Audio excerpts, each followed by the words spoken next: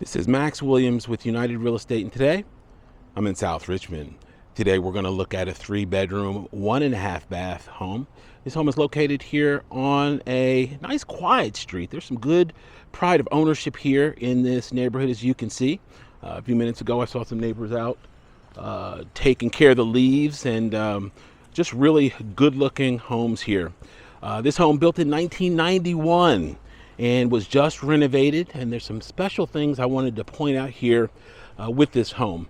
Right now I've got a number of buyers in the 250,000 price range, and we are just having one heck of a time getting something under contract. I've got buyers that have made several offers, very strong offers, and we just don't seem to be getting what we want. And that's nothing unusual. Whenever you have 6, 7, 10 offers going in on the same property, your chances, of course, are reduced. However, I wanted to point some things out on this home, and this is a great example of some ways that we might be able to increase our odds in a challenging market like this. As you are well aware, price and terms are what sellers and buyers are negotiating when an offer is made. We're coming in real strong on price, just like probably everyone else in the market, but terms are some things that are not related to price. For example, closing costs, which no one's really asking for now, but more importantly, inspection. And I've talked about this in the past. The inspection is where buyer and seller can basically make or break a transaction. And let me give you an example. In a traditional market, the buyer has a inspection, and then they go back and they negotiate repairs. Hopefully, buyer and seller agree with repairs. If not, the buyer can walk away and retain their earnest money deposit. They just simply have spent money for the home inspection. In a very competitive market, what a lot of buyers are doing is they're saying, we're going to give an as-is addendum. And what that means is we're going to take the home, we're first going to have an inspection, but after the inspection, it's going to be take it or leave it. That is kind of middle of the road. The third option is to just simply waive the inspection. And of course, there's some risk that come along with that, but there are ways to mitigate your risk. And I'll give you an example. There are 3 high dollar systems on any house. This is one of them, the heating and air system. If you had to replace it tomorrow, you're looking on this house probably around $6,000 to $8,000, depending on the type of system. The other high dollar item is the roof. I can look at this roof and tell it's relatively new. This home built in 1991.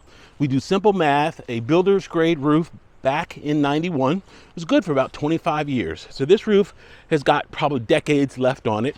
The third high dollar area for any home is going to be the crawl space. The crawl space is where issues such as foundation, moisture issues, all types of structural issues are found. Right here, we can see that gray part is what we call slab construction. There is concrete in that gray area, and there's no crawl space. There's no air space in this home. So in other words, you have eliminated one of the high dollar systems or areas for the home. So we've already talked about heating and air. We've already talked about roof. We've talked about crawl space. There is none. This home has very low likelihood of there being any major issues just by byproduct of, we just talked about them. So on this home, it would make a whole lot more sense to either buy without an inspection, and I say that very, very cautiously because there's a choice. You can either buy a home without an inspection in this very challenging market, or somebody else will. And so there are ways to protect ourselves. The other way that we protect ourselves is simply have someone come in with permission of the seller, and we just do a simple 45-minute walkthrough. That professional, it could be a home inspector, spend a simple 45 minutes. It's not a major inspection. It's not a full-blown inspection. It's just to double check and make sure there's no high dollar items that are issues in a particular home. Every home, even my new construction purchases, will have items that need to be taken care of. But we're looking for high dollar items. We don't care about a $50 fix for a light fixture or something like that that's not a safety issue. We're looking for the stuff that's going to be $500, $1,000 or more. So just wanted to share that with you, kind of the mindset now that we have to have when we're in an extremely challenging market, and we definitely are there now. Okay, look at this. They did some really interesting things here with this kitchen. I have never seen this color before, but I kind of like it. I think this seafoam green is very popular right now. They did it with the backsplash, and then they painted these cabinets. I believe these were original cabinets, and they came in, they gave us granite countertops. We have a gas burning 5-burner range and an island. The island is super convenient because we've got space here for probably 4 or 5 bar stools, depending on how we configure it. So really neat space there. This area directly in the middle of the frame is actually designed for the dinette. So your dinette would go right here, and it's of course a nice open floor plan. We didn't really see a lot of this floor plan back in '91, so I really like what they did here. Your refrigerator would go right here in the middle of the frame, and there is a connection down there for ice maker. Always look for that connection, because if it's not there, then you will have to have it put in for ice maker if you desire to have an ice maker. All right, this is going to be our powder room. They came in with some nice finishes. We have a laminate floor and good looking fixtures there. We have a dedicated laundry room right here. This is nice because directly in the middle of the frame is where you could actually put some storage, or you could have a laundry table. On the opposite side is where your washer and dryer could go, and the gas water heater, which looks relatively new. By the way, the home warranty will cover the heating and air system and the water heater. It will not cover a roof. So just keep in mind, people think warranty, they think everything's covered. That's not true. So you got to know exactly what's covered. We've already been out here. Of course, I wanted to point out we've got our deck that's right here, kind of a unique location for the deck, but you got one. You could throw a grill there and go ahead and have your summer activities right there. All right, we're gonna come over to this side of the home. We've got a kind of a den area. This is neat because we have a ceiling fan and our gas log fireplace that's in place.